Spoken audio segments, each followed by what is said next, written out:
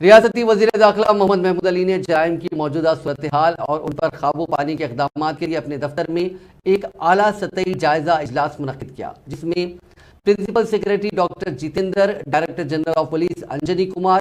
تینوں پولیس کمشنران C V Anand, D S Chauhan, Stephen Ravindra بھی موجود تھے۔ وزیر داخلہ نے کہا کہ تلنگانہ پولیس اپنی کارکردگی اور جدید ٹیکنالوجی کے استعمال کے لیے ملک بھر میں مشہور ہے، مگر چند دنوں سے گریٹر حیدرآباد میں جرائم کے واقعات رونما ہو رہے ہیں، جن پر قابو پانا اور ان کا خاتمہ کرنا ضروری ہے۔ انہوں نے باری باری پولیس کمشنران کو اپنے اپنے علاقے کی تفصیلات بتانے کو کہا، جس پر حیدرآباد پولیس کمشنر سی وی آنند، رچکنڈا پولیس کمشنر نے ڈی ایس چوہان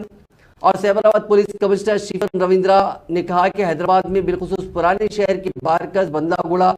چندرائن گٹا، پہاڑی شریف اور دیگر علاقوں میں قتل کی واردات رونما ہوئی، جس کی اہم وجہ حیدرآباد کے زمینات کی قیمتوں میں اضافہ ہے۔ انہوں نے کہا کہ حیدرآباد میں زمینات کی مانگ کافی بڑھ چکی ہے، جس کے لیے قتل ہو رہے ہیں۔